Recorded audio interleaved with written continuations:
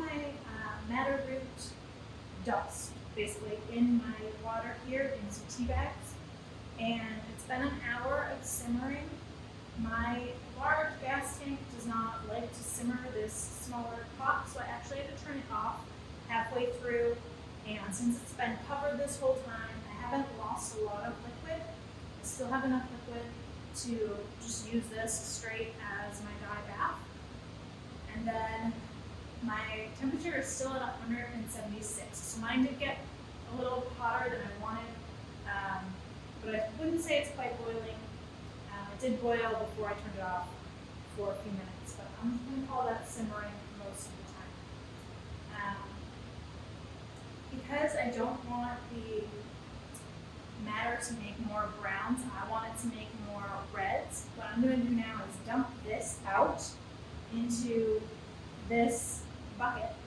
I could just use this bucket and put my fiber in there now, but I actually want to use that bucket to do something else, or that pot to do something else. So I'm going to put my dye bath into this plastic bucket, and then I'm going to add my fiber to that and mix it up. And I'm actually going to leave my madder dye bath for 24 hours. So I'm going to come and check on it tomorrow. And I'm hoping, because it's such a long dye bath, that it'll be really nice and a deep shade of red. So I know that with my cellulose fibers, I'm not going to get as much saturation of color as with my protein fibers, and I'm dyeing some bull denim. I'm going to try to get it as dark as I can. So that's just what I'm doing. You don't have to necessarily have a dark color. So this is a little more experimental, where you're tracking your results, and we'll all compare at the end how our results are different. So if you want to do a test, say you've done your dye liquid, you've extracted your dye stuff, and you're not sure if the water is really containing enough of that dye, we can do the paper towel test like we did before. Paper towels are very absorbent though, but they're made of cotton, so they're not going to show the darkest. And then I just had this little spare strip of cotton that I did the same kind of test with. I just dunked it in and held it for a second and pulled it out. And I can see that there's, even in that short time, less than 10 seconds, that there is some dye on this fabric. So I feel pretty good that my dye bath is ready. So this is just my probe thermometer, so I don't have to hold the thermometer. And I have a lot of towels around. I do want to say, don't use wet towels to pick up something that's hot, because the water will just, the water in the towel will burn your hand. So I have my wet towel over there, my dry towels over here.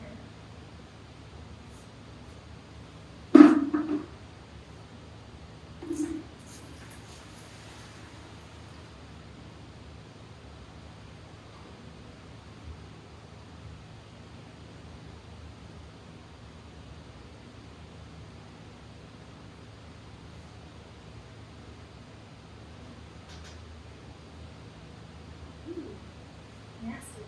So I was considering leaving my dye, leaving my tea bags in this dye bath, but because one of them exploded, which shouldn't happen to you because yours are fabric, I'm not going to do that. I'm just going to, I don't know. Honestly, I'll probably take this all, put it in a quart container, and put it in the fridge, and then maybe play with it later. But this dye bath is what I'm going to use for my bull denim. And I did a calculation here. I had a little more madder than you do. I had just under 90 grams of madder, and I'm going to put in 75 grams of bull denim, already scoured, mordanted, and soaked, and 5 grams of wool. And this is hot, so don't stick your hands in there. I almost did. I'm going to stir this around, and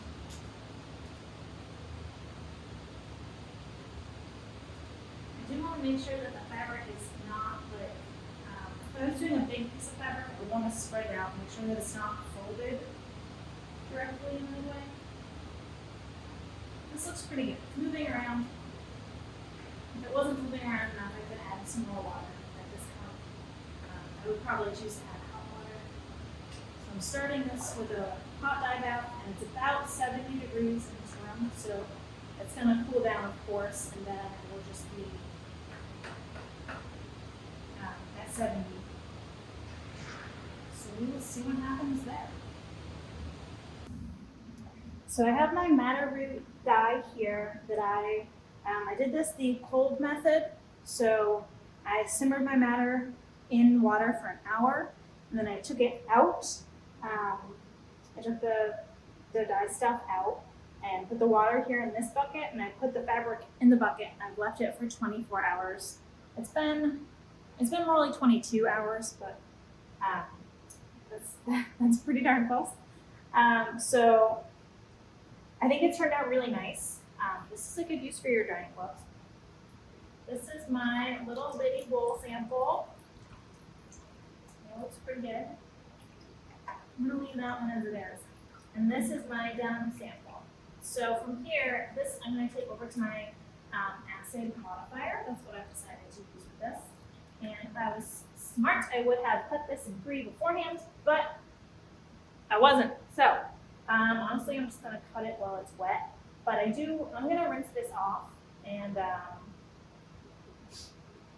before I put it in there, just so that I'm not adding any of these little junky things. So my alkanet that doesn't have the groggy stuff in it anymore, I just rinsed the bucket and I put it back in here, or the pot. And the liquid is a little bit green when it's thin and purple when it's thick. So what I'm gonna do is put in my prepared and pre-mordanted fiber into this bucket and let it simmer for 1 hour. I'll probably wait until the water is warm before I set my timer.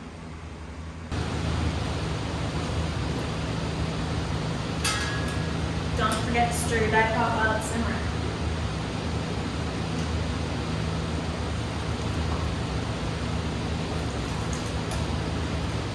So far, they look great. See what happens.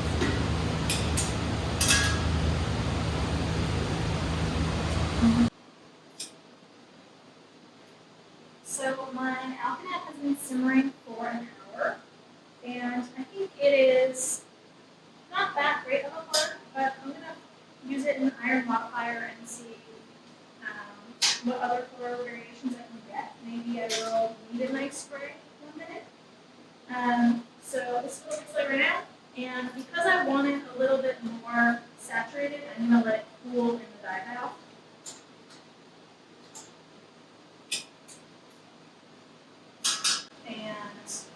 Come back to it later. So whenever I am finished, either, if I'm only doing the dyeing process or if I'm taking that into a modifying process, when I'm finished, I am rinsing out this fabric and then just washing it with a little bit of Synthropol. It's important that you use Synthropol because it is pH neutral. So we're just, rinsing, washing, rinsing. And also we want to use cold water. And I'm rinsing these all by hand so that I can keep track of what which sample is which. And I'm just labeling these with some sticky notes.